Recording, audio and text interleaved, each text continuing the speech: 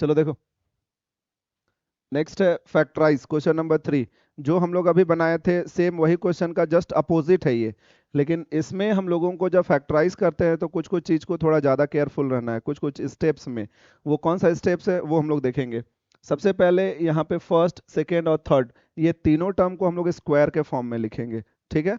लेकिन एग्जैक्ट जैसे देखो यहाँ पे माइनस है, यहाँ पे माइनस है, अब किस में माइनस लगेगा प्लस लगेगा, ये हम लोगों को क्लियर नहीं होता है, होता ही नहीं है, होता है क्लियर नहीं होता है, लेकिन आज क्लियर हो जाएगा।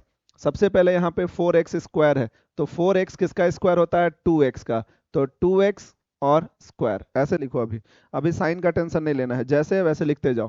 प्लस है, प्लस 9y स्क्वायर, 3y का स्क्वायर, प्लस 16z, 4z का होल स्क्वायर। यहाँ तक कोई कंफ्यूजन? अब इसके बाद हम लोग माइनस डालेंगे, तीनों में से किस में माइनस लगेगा, तो उसके लिए हम लोग इधर इन तीनों में देखते हैं, ठीक है।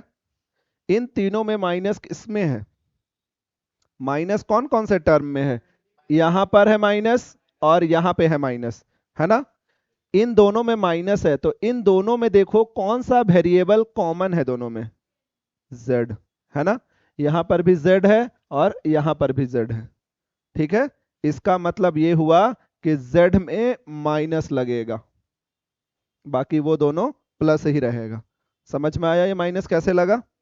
ये यही तरीका है इसको चेक करने का, या कहाँ पे माइनस लगेगा। सबसे पहले उधर तीनों टर्म को हम लोग ऐसे स्क्वायर में लिखेंगे, उसके बाद ये लास्ट का तीनों टर्म में ये देखेंगे कि माइनस जिसमें है, जिन दो टर्म में माइनस है उसमें से कौन सा वेरिएबल कॉमन है, तो दोनों में कौन सा वेरिएबल कॉमन है, z, तो इसका मतलब यहाँ पे z में माइनस लगेगा। क्लियर हो गया? अब आगे प्रोसेस वाइज जैसे बनाते थे वैसे ही बनाएंगे।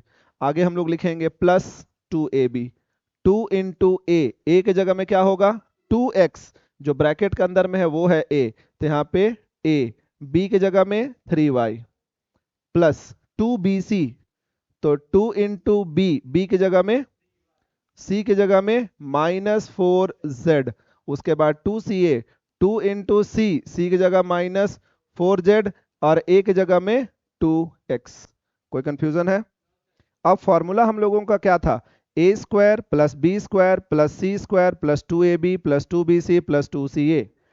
वो किसका फॉर्मूला था, a plus B plus C का होल स्क्वायर का फॉर्मूला था। तो यहां पर a कितना है, b कितना है, c कितना है, तो हम लोग तीनों को एक साथ ऐसे लिखेंगे, 2x plus 3y minus 4z का होल स्क्वायर। समझ में आया कैसे लिखे, a 2x plus b 3y, फिर यहाँ पे माइनस क्यों लगा, क्योंकि यहाँ माइनस था इसीलिए, तो -4z, यानी a plus B plus C का होल स्क्वायर। अब यहाँ पे प्लस है, बोल रहे हो सर प्लस पढ़ रहे हैं तो माइनस कैसे आया, क्योंकि क्वेश्चन में, सॉरी, हम लोग को जब इसको फैक्टराइज करेंगे तो यहाँ माइनस है, इसलिए यहाँ पे माइनस लगेगा। समझ में आया ये कैसे आया माइनस?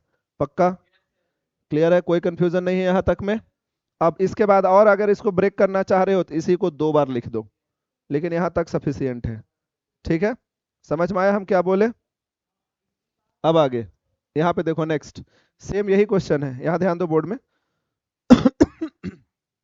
ये क्वेश्चन भी वही टाइप का है, सेम है, इसमें भी सेम प्रोसेस हम लोग फॉलो करेंगे।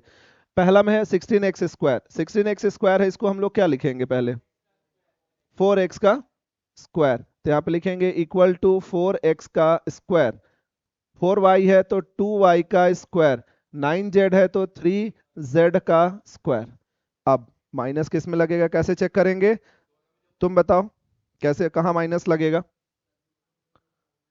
बताओ माइनस कहाँ कहाँ पर है, यहाँ माइनस और यहाँ माइनस है, दोनों में कौन सा वेरिएबल कॉमन है, y, देखो y यहाँ भी है और y यहाँ भी, इसका मतलब y में माइनस लगेगा।